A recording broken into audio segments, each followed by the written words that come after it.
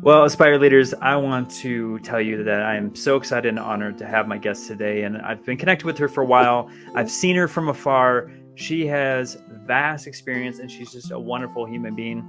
Rita, thank you so much for joining me on Aspire to Lead. Thank you for asking me. Rita, you have been in so many different roles. I mean, the list is long. You've been a Title I evaluator, you've been a curriculum coordinator, a school principal, a reading instructor, a teacher, a special needs educator. I mean, you have done the full gamut, and I cannot wait for my listeners to learn more about you. So if you wouldn't mind, would you just share a little bit about your educational and leadership journey and all the fantastic things that you're doing? Well, now that came out funny, didn't it? I've been an educator a long, long time, and I don't think there's anything better than being a teacher. I'm still teaching always. All of us, everybody's a teacher now. And I've been really blessed. I started teaching really young. In fact, I started off by going with my mother to adult ed. I was about 11 or 12. And I got really, this is what I want to do. These guys couldn't read as adults. So it was horrifying to me. So I decided right then and there I was going to do that for my life. And I did. So I went through school in 3 years and I was in the classroom by 20. And so I student taught in 7th and 8th grade reading. And then I taught high school. I was credentialed for high school. I had a lot of credentials along the way, reading masters and oh goodness. I think the most interesting thing that was not on my administration was probably, I mentioned you earlier, learning hypnosis and NLP, because neurolinguistics is really the way to go, and hypnosis to be able to not only do speed reading, which I do, but also to be able to work with peak performance. So I spent my whole career really working with the concept of what makes a champion and how do we get in the zone and how we stay there. Long before anybody started to talk about champions, I was already doing it. In fact, in 2002, I wrote my first program, Reading Champions, Teaching Reading Made Easy. The new version came out in 21. I did that during the lockdown, so that's the second edition. So along the way, it is true. I was a school principal, a curriculum coordinator for Sac County Office of Ed, and all those things. There's a lot of stuff. But what people really don't know is for about 13 years, I worked for corrections, first in Arizona and then in California. And I worked with teachers right in the prisons. I met Leslie Van Houten. Yes, I did. And I walked the line at DVI, and I was helping teachers in cell study at San Quentin. So I did that for a number of years, including taking little tiny planes to out of the way places where they were sticking kids. So I felt then that this isn't a good way to go, and the school to prison pipeline was, in fact, true.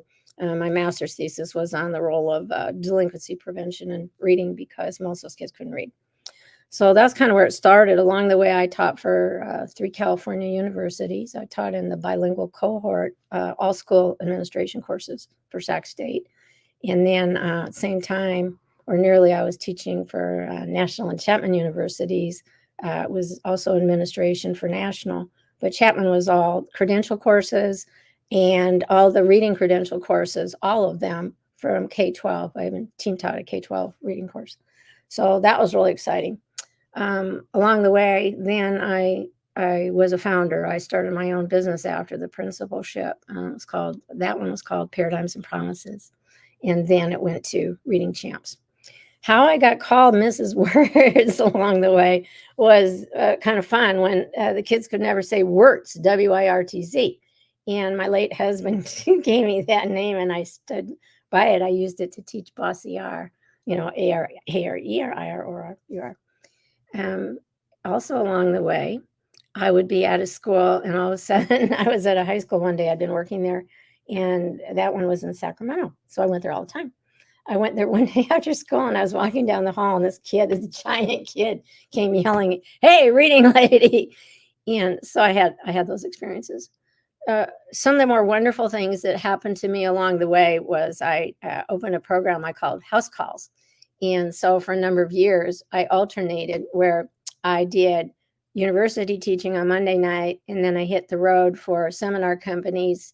You wouldn't know this either. Tuesday to Thursday or Tuesday to Friday, I traveled the country, city to city, And then very often I stayed with principals and teachers, if not in hotels. So I did that for a long, long time. When I did that, I worked in almost 600 classrooms, and that became the basis of my next book was Reading Champs. That's still up on Amazon. That and well, actually, my memoir is on Amazon. I wrote that in 19. And then in 21, I went back during lockdown and I did second edition of the original Reading Champions. The original edition was super exciting because San Diego County Office of Education filmed me. They did 3 videos with me teaching cold, walking in with classes, K-12 special needs, SED, severely emotionally disturbed kids. I hate labels. So I had that, and then California ASCD, the curriculum group, did the book guide and sponsored it. So I had that going with was the book guide, another book guide from ASCD, and then 3 videos went with that original program. That I condensed down in 21 to just the book. The most exciting things of all were always the unexpected. For example, during this period, I bounced back and forth, I said, between university teaching on the road, 1 week with seminar companies, but the second week would be my personal work, and that was the house calls, programs, and all my keynotes. So very often I would keynote on a Monday and then work in the district the rest of the week. I'd start off with a keynote, and then I would work in the classrooms with the teachers. Instead of sitting and doing staff development when talking to them, I went in their classrooms and taught with them. And I did that while I was a principal too. I hung out in classrooms with teachers. So I think that a time, for example, when I was doing a keynote in San Luis Obispo for again, labels, learning disabilities conference. I hate labels. I don't like labels. We don't call kids struggling kids. They're scholars in waiting. They're at promise readers. They're not struggling. I also, by the way, don't believe in failure or teaching kids how to fail. We'll fail enough. I believe in feedback, no failure. So anyway, I was there at this disabilities conference. My late husband happened to come on that one. And I said to the audience before I did the breakouts, I said, now listen to me. If you guys want to stay afterward, go sit in the courtyard, grab a chair, or sit on the floor or on the ground or whatever, and I'll join you. So I said, William, William, I'm very tired. It's about 5:30. But before we head back, I promised those people, let's go see if anybody's there. The whole courtyard was full. There must have been almost 100 people sitting on the ground. I may have to get Kleenex. And I'm like, wow, what did I do? What did I say? And they wanted to know about their kids. They were, they're all special needs. Again, labels. And I'm like, your kids are perfect. It's just all kids learn best differently. So another story, we talked about, I have 3 books on Amazon, but what you don't know also is that I've written about 12. Most of the rest of them are out of print. One in particular, I always think about bringing back, and that's Stefan's story. While I was teaching university, the credential courses, before I followed them into student teaching and mentored them there as well, I had every student in every course I taught, including administration, had to tutor X hours. And this was just part of the curriculum I put in. So I did it too. So one of the students, Corinne, came to me and said, Rita, I don't know what to do with this little guy. He's really needing a lot of help. He's running away from school. He's got so many issues. I can't help him. I'm not ready. So I met him and I saw what was going on with him. And I'm like, the child has dyslexia and this child is brilliant. So I worked with him and my husband. We took him everywhere. And at that time we were in the mountains and he got to go on a boat. He went on field trips. In any event, took him a while to catch on. And then he did. And he went on to become a straight A student. He went to UC Santa Cruz. He graduated with all A's with honors. And he got a great job right away. Was going to start his master's in Germany. And instead he went on and contacted SpaceX and became a rocket scientist. So when you have a whole life of stories like that, you can't top that. Those who can teach. And so if we talk about aspire to lead, I can't think of a single position I didn't have except a school superintendent. And to be honest, I couldn't pull it off in those days because I've been at this a long time now. It was almost impossible for a woman to get a school superintendent. was only 5%. Now it's about 20% when you have all women teachers. Not, but I mean, in retrospect, and I'm sorry, perspective. For sure. So that's when I went ahead and I started my own business because there was no place to move. And I love being a principal, but kind of been there, done that, what's next. And since I couldn't move up, it couldn't happen. So at some time, one of the points I want to make today is you have to pivot. You have to pivot. And another example of somebody who pivoted actually was Jimmy Buffett recently. Mhm. If you read about Jimmy Buffett, he didn't just sing his songs or write his books. I mean, that guy was multi-talented and he learned how to pivot early, and people maybe didn't know that. But for all of us, we have to be able to pivot like boom. And we all have career stages that we go through, and we all have legacy that we care about. And it's about purpose and passion and drive to get to where we have our vision, which needs to be visioneering. It can't be us top down. It has to be shared leadership. And so that's kind of some of my weird stuff. That's like a fraction. You know, I taught 30 children when I took care of my husband in the mountains.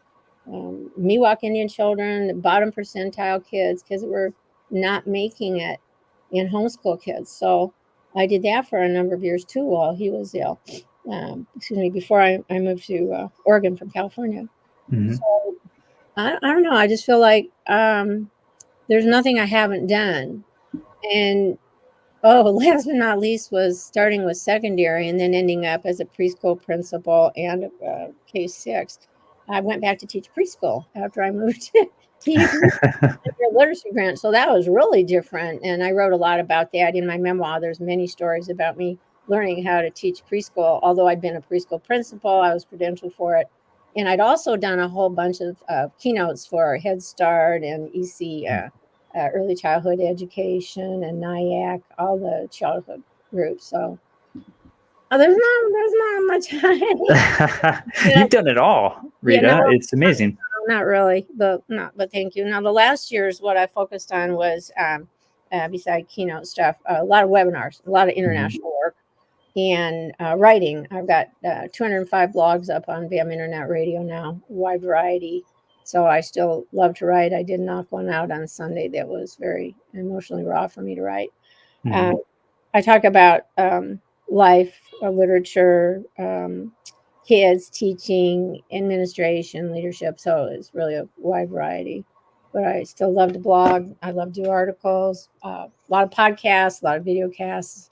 And then this year, just for the fun of it, I went on LinkedIn Live, Hour of Empower with Donald Cohn, and I did 21 shows with him, and then a couple more along the way. Excuse me, I got some allergies today. You're fine, Rita. Yeah, Rita, I was going to touch on something that you said. No, I've been taking notes on like just all of your vast experience, and there's a couple of things that I didn't know about you, and I really want to dive into it. Stuff I don't know about. I know, right? So you talked about being licensed in hypnosis, and that is a world I am foreign to. So I want to know: is there any connections from that experience and that work to leadership, and is there any lessons that you experienced through that have helped you along the way within your journey? Oh, absolutely. For a year. Now, honestly, I didn't get my doctorate. I have everything else. I have so many credentials and whatnot, and degrees. I have more than I need. I didn't get my doctorate because at the time I had 4 children at home, his and ours together. And then also, I have a lot of excuses why I didn't do it. And they didn't have the program yet at Sac State, and I couldn't figure out how to leave being a principal and leave for a month, leave the kids, leave my family. I was very devoted to what I was doing at our school after we turned to school. So I decided what would be real useful as I was really embarking as a keynoter. And it ended up I was keynoting incessantly, just incessantly. So I wanted to get better. So I studied the world's greatest leaders, the greatest ministers, etc. And then I decided that I needed to get into peak performance work, which led me to NLP, neurolinguistics, how to get rapport, how to get in the zone, how to stay in the zone. So from that, the hypnosis part, honestly, I did that because I was way beyond studying reading, my master's in reading and teaching everybody reading, teachers, how to teach reading, teachers. But what I wanted to know was how to photo read. Now, nobody could teach me how to photo read. Now, what that was is you actually looked at a page and you take a look and you take a picture. You have to be in a kind of a trance, kind of a relaxed state. And then you take a picture of the page, boom, and you got it. So I wasn't able to completely photo read, but very close. So I can read up and down and sideways and all over and get most of everything in a page. So I used that to work with teachers on visual perceptual skills. I also took 2 levels of brain gym, and I'm friends with the Dennisons, also good friends. In fact, I did a session. I brought them to Everyone Academy, and we did a fast track reading with brain gym where they came and joined us. So that was fun. So hypnosis, I've used also the suggestibility parts in leadership. The NLP is about the rapport and how you can bring down an angry parent or somebody who's not doing well, how you can get better rapport with children and get into the learner's world better. I know we nixed modalities. I don't know why Gardner's work and learning styles, because it's very real. And I can look at people's eyes and know how they're processing information. All the original stuff with Bandler Grinder is still accurate. I hate to tell you this, but one of the books I wrote was about NLP in the classroom, and perfectionist Rita, I decided it wasn't good enough. I threw it out. I didn't even keep a disc at that time. But I used hypnosis also and suggestibility to get kids' attention when I went into these strange classrooms. And you go with high schoolers who are like, who's that little shrimpy lady up there, you know? Well, how do you get rapport with them when they really didn't want to be taught or have somebody in there? Well, I'd start off with a little suggestibility. Well, I did that one time. It was in Colorado, and it was a beautiful school, a huge auditorium. The high school student or teachers absolutely went right to the top. I told them they had to come down or I wouldn't do anything. So they came down to the front with the elementary people who were right in the front row, right? They're way up there. I've been there. I get you guys. So they came down, and I had a teacher come down, and I did a suggestibility, and she went right down to the floor. So I'm like, I better not do that again. And if I did that today, I would probably get sued. So, how to get in somebody's world is what it's about. And Brad Hughes also taught me something about a year ago with something he said, and he knows every now and then I bring him up again, because he always said, ask a second question. So one of my messages today, well, I've already given you a couple. First of all, there's no such thing as failure. It's only feedback. Second of all, we need to get rid of the acronyms. Quit calling kids struggling readers. They're not. They're at promise readers and scholars. Okay. And the other thing is about you have to get into the learner's world and get into the other person's world to get real rapport. And you can do that through neurolinguistics, because you can move your body physically. You can use your word changes and your eyes and all. So it goes together. So the hypnosis part is beside the power of suggestion. Today is the best day we're going to have. If you say today, I know the work is going to be hard, then we go to the predicate and we only hear hard. Today the work is hard. Or I know you can't do this, but do your best. Or let's give them a leveled reader that's nothing they're interested in because we don't think they can do it. So my thing is always about reaching for the stars, and that includes using words that matter. We don't use negative words in front of children. Oh, the learning loss is so bad. What are we going to do now? These kids are so behind. No, the children are all doing great. The teachers are doing great under the most profound circumstances. So those 3 things alone. And then I also mentioned the pivot, because we all have career stages and we all need to know how to pivot, because things change every day, all day. And for administrators, my other big message is get out of the office, no matter what it takes. Get out of the office and be on the bus, be on the playground, everything you already know, be in the cafeteria, read to the kids in line, read to the kids in the cafeteria, read to the kids in your office. And there you go. So those are a couple little kickers I'm going to throw right in there. What else you want to know? Well, I want to know about your book.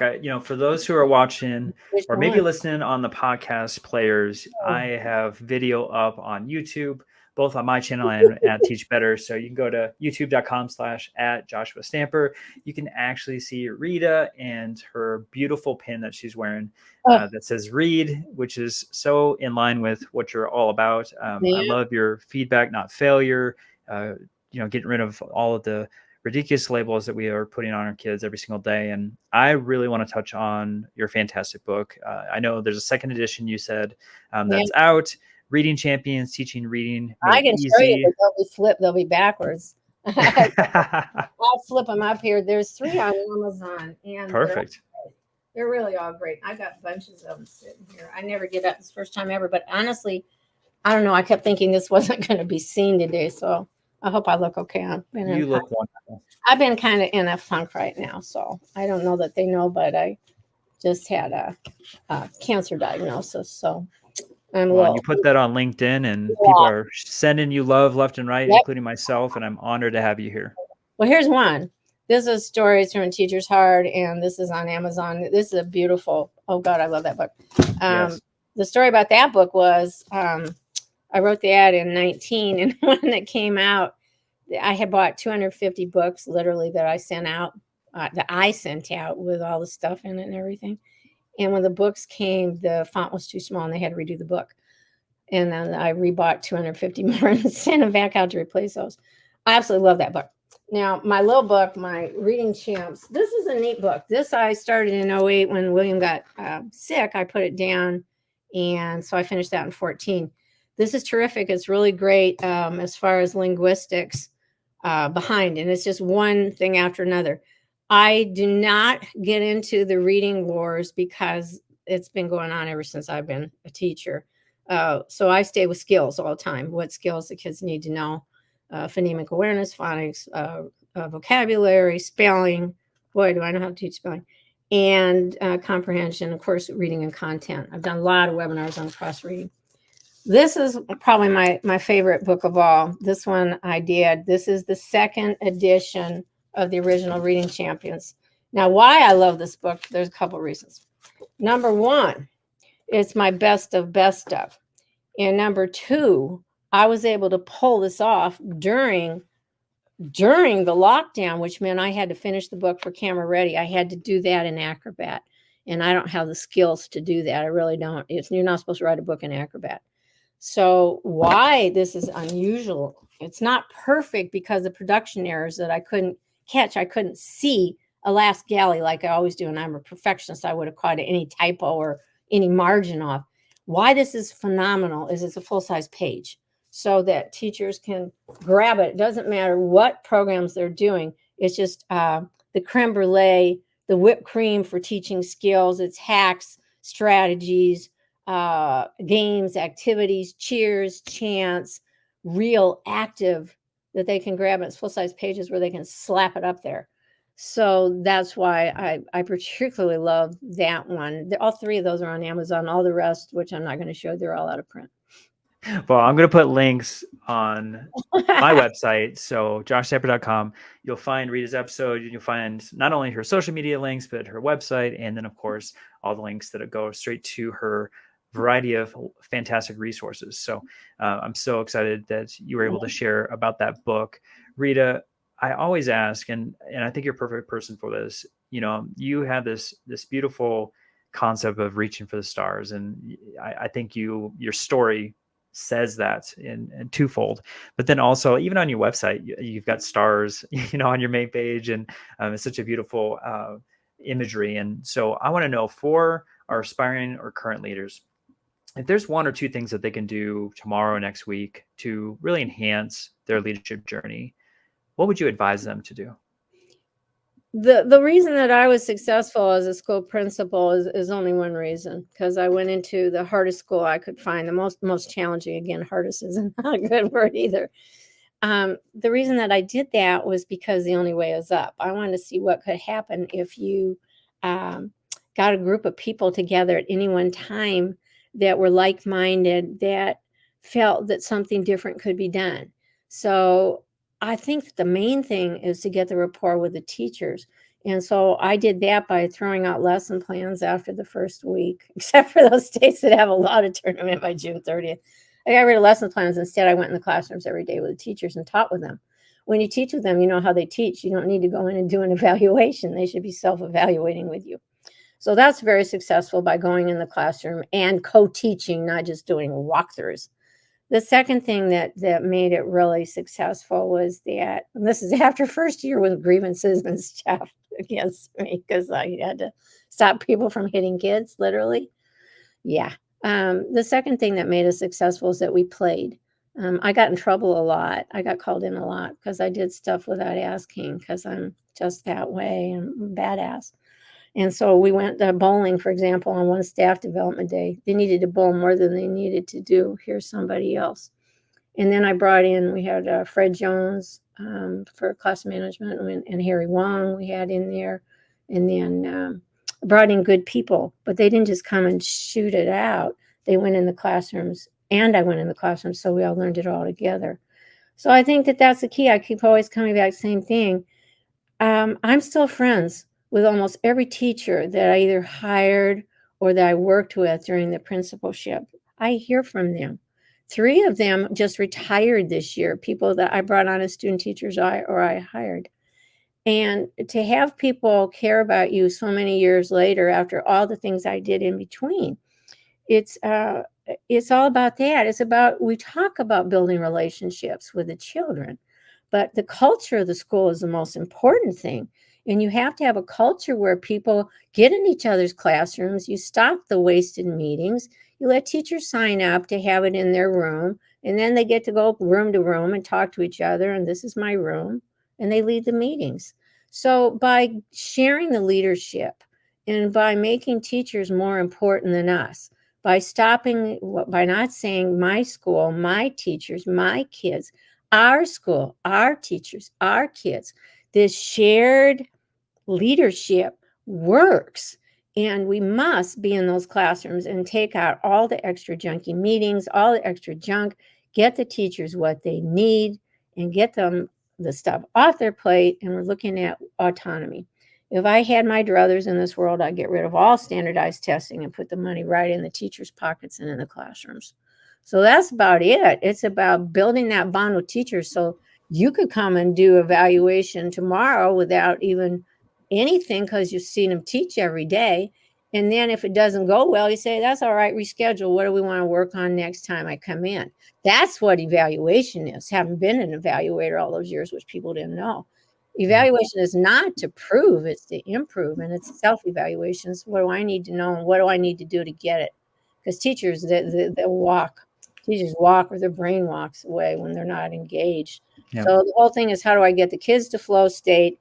How do we make a learning celebration for the children? How do we have parents feel welcome and part of what we're doing so that there aren't adversarial elements? So that's it. It's all about relationships and building those bonds. And that's where rapport comes in. And that's where NLP comes in too. Wow, Rita. I hope my listeners are taking notes because there was so much wonderful content in that answer.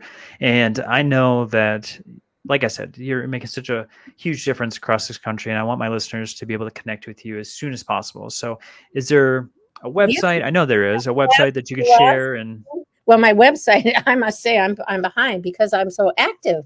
I have to catch that up. But if you happen to be on LinkedIn, I just redid my page on LinkedIn. I've had a wonderful time since I went back on LinkedIn last year, meeting people. So that's really very great. I'm still on Twitter. I've got about 18,000 people on X still. I'm not on it as much with all the changes, but I do go on the threads. And I like to participate still. I was in formative chat. I'm close with Barbara Bray. We've done stuff.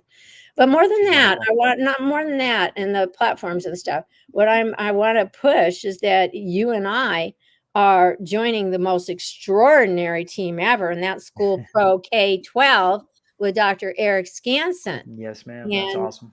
I have said often that I'm in the literacy team and I will be back. We're booking now for December. I can't do it right now. I'm on a little break. But they can get you and all the other wonderful people. So I have a link right on my LinkedIn page to click right into School Pro with Dr. Skansen. But I want to make sure, get that little thing in there, Eric, because he's got great people. Erica's amazing, and I'm so proud to be connected with you and so many fantastic educators in that space. I will also put the link in my show notes and on my website here at joshtamper.com. So, Rita, you are just a joy. It has been phenomenal to be connected, but even better to be in your presence today, to learn from you and hear all the fantastic things that you have done, not only in your past, but what you're continuing to do in the Oh, I haven't future with your stopped. many programs. You are a joy, and thank you so much for being on Aspire to Lead. Thank you so much. I hope everybody is aspiring to lead. There's nothing better than being a leader.